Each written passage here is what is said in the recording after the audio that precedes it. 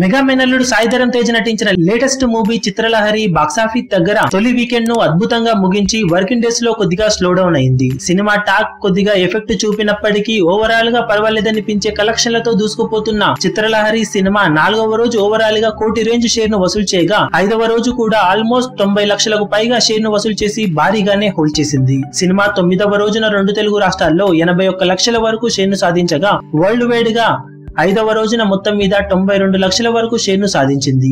ఇక 5 రోజుల్లో 2 తెలుగు రాష్ట్రాల్లో మొత్తం మీద ఈ సినిమా 9.87 కోట్ల షేర్ ను సాధించి 10 కోట్ల వైపు దూసుకుపోతుండగా 5 రోజుల్లో వరల్డ్ వైడ్ గా ఈ సినిమా 12.44 కోట్ల వరకు షేర్ ను బాక్సాఫీస్ దగ్గర అందుకుంది. సినిమాను టోటల్ వరల్డ్ వైడ్ గా 12.5 కోట్లకు అమ్మగా సినిమా ఇక్కడ బ్రేక్ ఇవన్ అవ్వడానికి 13.5 కోట్ల వరకు వసూలను రాబట్టాల్సిన అవసరం నెలకొంది. ఈ క్రమంలో సినిమా ఇప్పటికే 12.44 కోట్ల వరకు వసూలు చేయగా బ్రేక్ ఇవన్ అవ్వడానికి మరో 1.10 లక్షల వరకు షేర్ ను వసూలు చేయాల్సి ఉంటుంది. బాక్సాఫీస్ దగ్గర ఈ సినిమా తొలి వారం ముగిసే సమయానికి బ్రేక్ ఇవన్ మార్క్ ను సొంతం చేసుకోవడం ఖాయంగా చెప్పుకోవచ్చు. ఇక రెండో వారంలో కొత్త సినిమాను తట్టుకొని ఎంత వరకు నిలబడుతుంది అనే దానిపై లాంగ్ రన్ లో ఎంత దూరం వెళ్తుంది అనేది ఒక ఐడియా ఉంటుంది. ఓవరాల్ గా 6 వరుస పరాజయాలకు ఈ సినిమాతో మంచి కంబ్యాక్ ని సొంతం చేసుకున్నాడు సాయి ధరమ్ తేజ్. ఈ వీడియో మీకు నచ్చినట్లయితే లైక్ చేయండి, షేర్ చేయండి, ఛానల్ ని సబ్స్క్రైబ్ చేయడం మాత్రం మరవకండి. ఏ చిన్న అప్డేట్ ను మిస్ అవ్వకూడదు అనుకుంటే బెల్ ఐకాన్ ని ప్రెస్ చేయండి.